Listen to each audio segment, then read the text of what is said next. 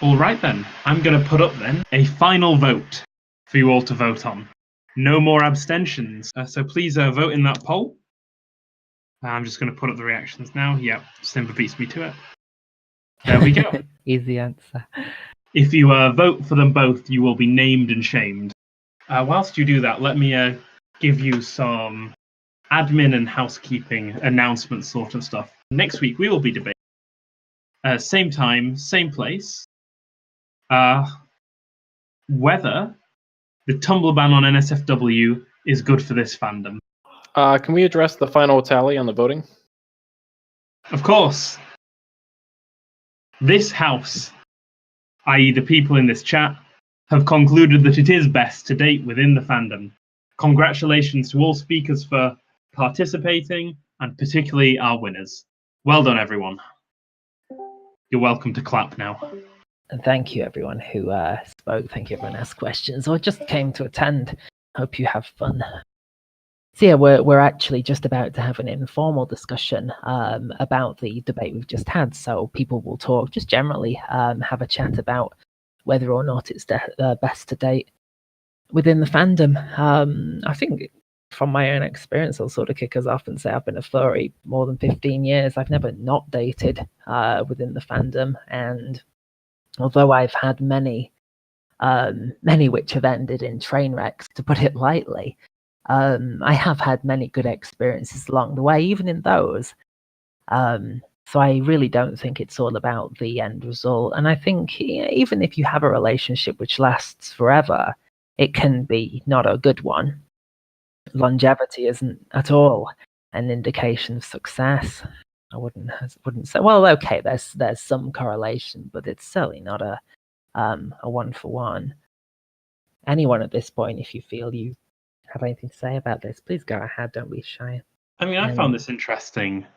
As coming a non-furry, obviously, yeah, the other side. I think one of the things that makes furries want to date within the fandom is most people outside the fandom, at least in the furries history, have been dickheads to them, so they don't want to associate with those people. It's obviously it's easy to tar people with the same brush, but when you have been burned that many times by people outside of the fandom, you don't want to trust them with what can be, very intimate things if you're going to be in a relationship with someone. And I think that's quite often the process they enter the fandom in the first place. Yeah, absolutely. They've been ostracized by the wider community, therefore they find a place that accepts them. Why would you then expose your most vulnerable side to the ones who didn't accept you, right? That seems exactly backwards. To react on what you're saying, is it not? It's a harder thing to explain. Within the fandom, you have that similar interest, and to someone outside of it, how do you explain that? Yeah, I like dressing up as animals, or I like cartoon things. It's a big thing for non. It's a video game conference. How do you bring that up into the conversation? How do you bring that in? So I think that's why a lot of furries would stay within their own group. Yeah, this is really like bringing it back, like you said earlier, on one of the questions you asked about how the elders done it with only a small group in their clan, or it's really the same thing. It's bred into us that you sort of stay within your group, you stay huddled within your group. Yeah, and I don't think it's even a relationship thing. People will naturally associate in life with those they feel they have a tribal connection with because it's safe for survival as much as anything. I guess intrinsically you've got some kind of relationship basis to that, but who do you want to hang out with as friends? Well, people from my same tribe. It's the same with anything. But I think what Elle was saying about 5 to 10 million people maybe not being enough, I think a lot of people in the modern world have a very and this is not a furry thing, this is just a very general thing. People have a problem now with they seek absolute perfection in whoever they want to be with.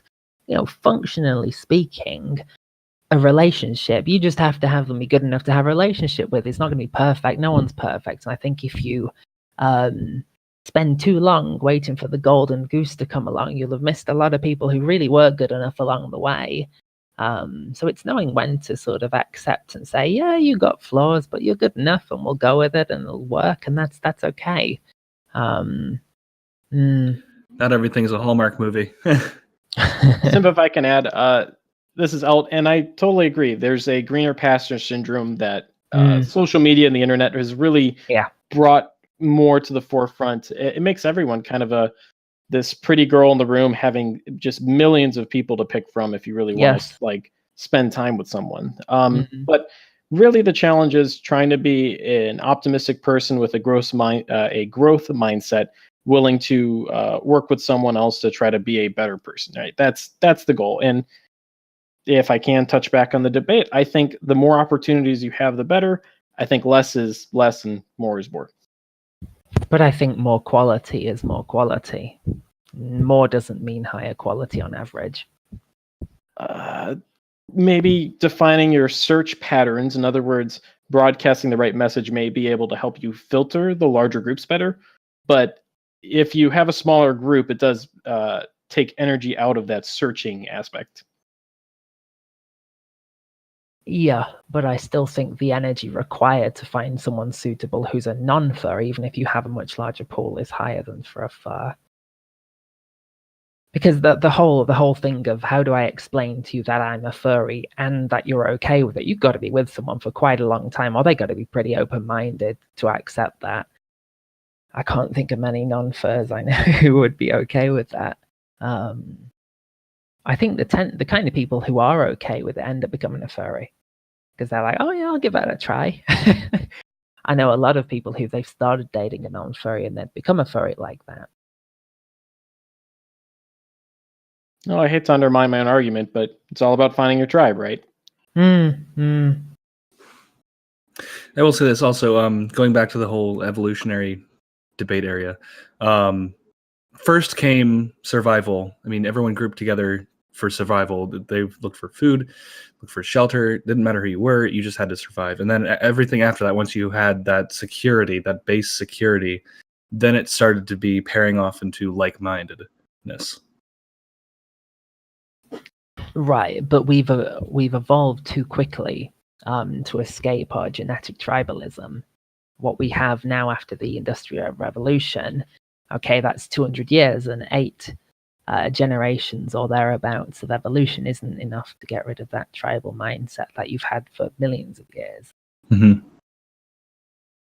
Correct. And this is exactly why we have things like racism still, because that person isn't my tribe, therefore I won't be biased towards them. I'll be biased against them because that means that I'm more likely to survive. Well, we're still in that evolutionary period where fear is stronger than acceptance. Well, geopolitics and technology have outstripped the rate at which our minds can keep up with them. By 100 factor. Yeah, huge factor. Yeah. I think it will... It's very unfortunate, but I think even our grandchildren will be very hardwired into, yes, they've grown up in a society, well, we hope at least they'll grow up in a society where everyone accepts everyone and everyone's equal and that sort of thing. But they'll still sort of feel that internal, yes, they've been raised like that, but biology doesn't lie. That's where you came from. Along the lines of acceptance, too, I feel like the internet has also been either a boon or a bane, depending on what your view is on it, onto acceptance or denial of certain groups. I think the internet accentuates extreme characteristics because it's easier to find people who suppose that you're a sort of far left person or you're a far right person in your town 50 years ago. Yeah, you might find some hooligans who, a few people in your town who you'll hang out with, and mostly the people who you'll see are more moderate. And so your views will also become more moderate because the people you're around will generally be more moderate. But now, because of the availability of the internet, you suddenly have 1 million people who are like, burn these people. Yeah, well, it's become a melting pot. It's Echo chamber. Twitter is I say fantastical, more like a fanatical example of this. where you get people on both sides, and you see this in I don't want to call one place out, but American politics especially, where the left and the right, the centre's almost disappeared. Where has it gone? There's no centre anymore. The left and the right. Anyone in the center is called crazy by the opposing side. by both sides. The left and right talk completely different languages, and the centre's just engulfed in a pit of, and it's different. How do you get back from that? And I don't know where everyone else lives, but being in America, it's whoo. Woohoo. If you're in the center, you're told to pick a side. Yeah, I think, and if you don't, you're ostracized by both sides, and no one wants that.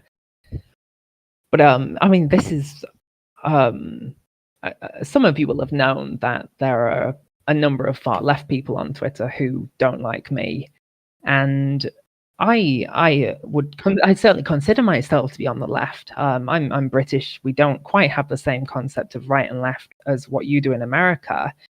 Indeed, a lot of people in America would probably consider me far left, actually. But because I'm not far enough left, the far left hate on me, and that weirdly probably makes me more right. Like I support most of what they support, but because I'm attacked by them, it makes me not want to associate with them and question my support of the things that I maybe would have supported before. It's dangerous, I think people weaken their causes by attacking, what would be the center, or what would be the moderate left or the moderate right, and these people just end up a bit alienated. This was a very prominent factor in campaigning for the Brexit vote. The reason that Nigel Farage was intentionally ostracized by the official campaign was because the swing voters, mainly women in their 30s and 40s, quite often had this kind of mindset in polling, which was, I want to vote to leave the European Union, but I don't want to be on the same side as Nigel Farage. Yeah. I.e., they were moderates, but they didn't want to be seen as with the radicals. Yeah. I think that's the case with the right-wing people in America. If you look at the polls, Trump is consistently underrepresented, and I think it's because a lot of Republicans think, well, yeah, we're right-wing, but we don't want to be seen as a Trump person, so we'll just say we ain't going to vote for him. Well, at first they were all just like, okay, let's just go along with him because I don't want to get yelled at on Twitter by him on Twitter. But now it seems like Republicans are starting to now finally somewhat take a stand, being like, okay, calm your shit. Also, along the same route, in the UK, what is the majorities, or as you see, feeling on the Brexit votes? And I know that the Prime Minister isn't very terribly popular right now. She just went through a vote of confidence, which she barely won. Within her own party, which doesn't really say much, honestly. So the general populace in the UK just wants them to frigging get on with it. We're sick of Brexit. We want them to focus on things like housing and economy, and other things that matter to us, the NHS. We just want Brexit's been Brexit for about 3 years now. Just piss into it already. I think if they had another vote for it, people would be outraged they even bothered to have another vote, because it would just be more years of crap. It gives them an excuse to not focus on what we actually want them to focus on. Yeah, honestly, in America, it's similar with that and Trump's wall. Like, yeah. The majority of America is just like, hey, can we focus on things that matter that we can use all these other billions of dollars for? Yeah. Or at least talk about.